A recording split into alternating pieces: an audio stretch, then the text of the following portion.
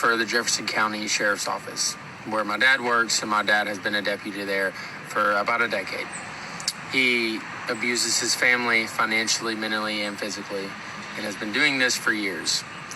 He got child abuse charges put on him after he punched my sister in the face and gave her a bloody nose and almost broke her nose. Consequences that they gave him were anger management classes. That was it. It was 2 years ago. 2 years later, what is he doing? The exact same thing, but worse. He has countlessly abused my mom on multiple occasions, and every single time we call the police, they don't do shit. They don't. And she jumps back on his side, and we go through a repetitive cycle. And what ends up happening in majority of those domestic violence cases? The woman ends up dead. That's my mom. That's my mom. What am I supposed to do?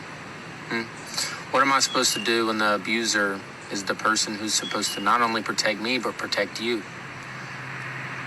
And his county doesn't want to help. And nothing ever comes out of it. What am I supposed to do when the local police come and they say, oh, he's just a fellow cop. Oh, we gotta back the blue. We gotta protect him.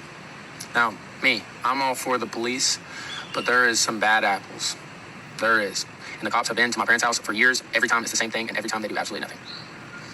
I'm telling y'all right now that I hope he sees this video, and I hope this reaches the right people, because you don't deserve to protect and serve, because you don't. You can't even protect your own family. Being a cheating, lying narcissist who not only abuses his wife physically, but also his children, and you think you're a man and you deserve to put on that badge and honor every day? No. So, Jefferson County, if you're seeing this, I hope y'all know who's employed and who y'all just gave a promotion to. Yeah, that's who's working for y'all's office. That's who y'all promote. Yep.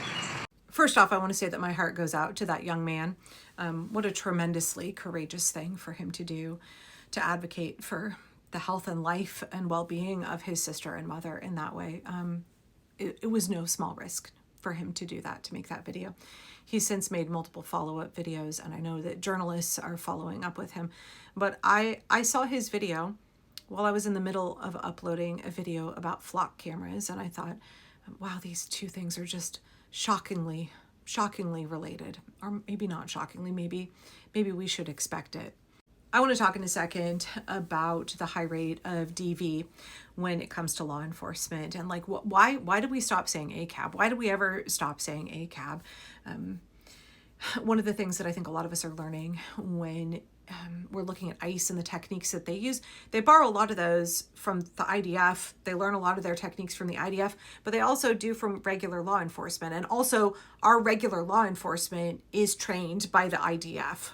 And the kinds of men who want to go into this kind of work, right, there are clear patterns.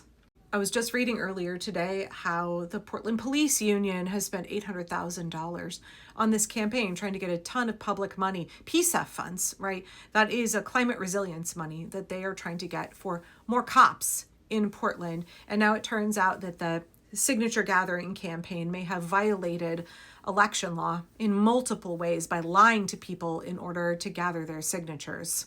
I'll drop the link in the video description. Portland Mercury has a big piece out on it. Came out yesterday, I think. But I want to get back to the flock issue, because when I saw this young man's video, I was like, this is exactly what I was just talking about in my video about flock surveillance. All of the problems with flock itself, all of the problems of living in a surveillance state, but all of the ways that law enforcement is abusing all of that data, all of those images from flock. It's shocking, it's startling how often law enforcement is using flock cameras to stalk women, to harass women.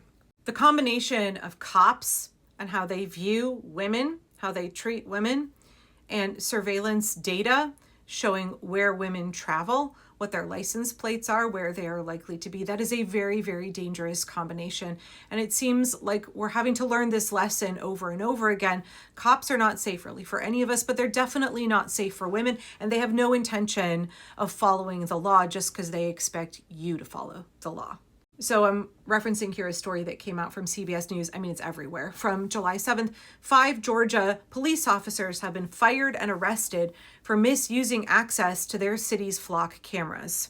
Yeah, and just a couple of weeks before that, 2 officers were fired from the Cherokee County Sheriff's Office for misusing the county's automated license plate reader system. But before you tell me like, oh, Angela, we don't know that they were stalking women with that. Okay, let's get a little bit more detailed here because there are many, many more cases with a lot more available facts. Okay, let's look at some reporting from journalist Jessica Burbank from June of this year. Records obtained via FOIA request reveal that Dunwoody police officer Patrick Krieg initiated his own personal investigation into his ex-wife Kendra while on the job for the city. He pulled data from the flock system on his ex-wife's vehicle while they were in the midst of divorce proceedings. In 2023, Krieg and 3 other officers initiated an investigation into his ex-wife's vehicle. For what reason? For what reason?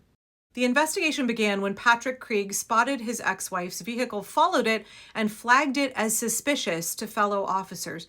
According to the other officers' statements in the case, retrieved through FOIA requests, they opened the investigation despite Patrick Krieg describing the matter as personal use related to the couple's ongoing divorce. According to the ACLU of Wisconsin, in 2024, Lee Nygaard, a former now police chief of Sedgwick, Kansas, used flock license plate readers to track his ex-girlfriend's vehicles 228 times and used it to follow her and her new boyfriend in his police car. Former Police Lieutenant Ryan Terrell of North Charleston, South Carolina, admitted to using city-owned surveillance cameras to monitor his wife, whom he suspected of having an affair. Michael Steffman, the former police chief of Brazelton, Georgia, was arrested for allegedly using license plate reader flock cameras to stalk and harass multiple private citizens who were not being investigated in any crimes. Jamaris Brown of Orange City Police Department in Florida ran his girlfriend's and her family's license plates more than 100 times, misusing police tools for his own personal surveillance. Institute for Justice, in the last few years, there have been at least 21 cases of police officers using flock surveillance data to stalk romantic interests or ex-partners. The fundamental problem with these systems is that they place private information about people's movements over time in the hands of every officer.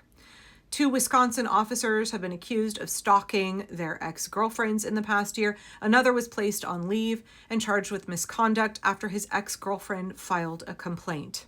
In Kenosha, Wisconsin, a sheriff's deputy resigned after an internal affairs investigation found that he used the flock system to keep tabs on someone he was having a romantic relationship with.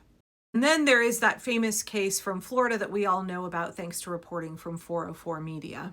Right now, you're watching a Florida police officer speed 70 miles per hour down a 2-lane highway, not to chase a suspect in a vehicle, but in pursuit of a woman he met on the set of the Apple Plus TV show Bad Monkey, which he had worked a security detail shift on a few weeks prior to pulling her over. How did he find her? By abusing a network of AI license plate reader cameras where he put her license plate on a hot list, meaning he would get a notification in real time anytime she drove past one of these cameras. Videos that we sped up here show the cop, Lamar Roman, passing a dump truck in a no passing zone in his chase for the woman's vehicle. He passes another vehicle, nearly causing a head-on collision with a white pickup truck. When he finally gets his cruiser directly behind hers, he flicks his sirens and lights on and pulls her over.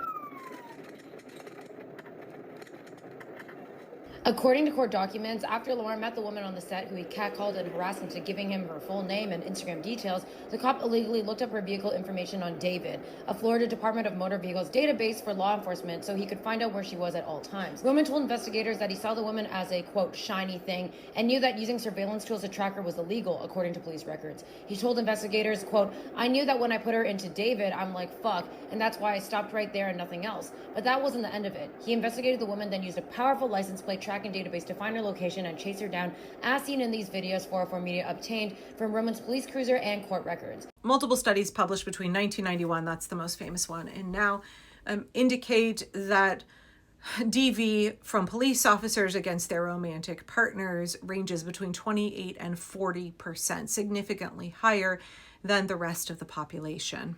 Actually really hard to track exactly how many cops have a history of DV because as this young man was saying at the beginning of the video, like, they protect their own, just like they protect those in power and they protect the system, and not you and me, they protect their own. One of these cases of a woman being stalked by her ex via flock surveillance, she had to go to a neighboring police department because she did not trust that her local one, where her ex worked, would get justice for her.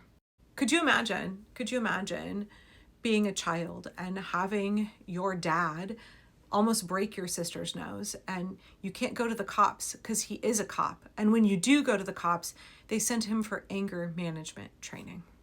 I know I've said many times that it feels like the United States is in a relationship with a narcissistic man. And that's because we have a narcissist as a president.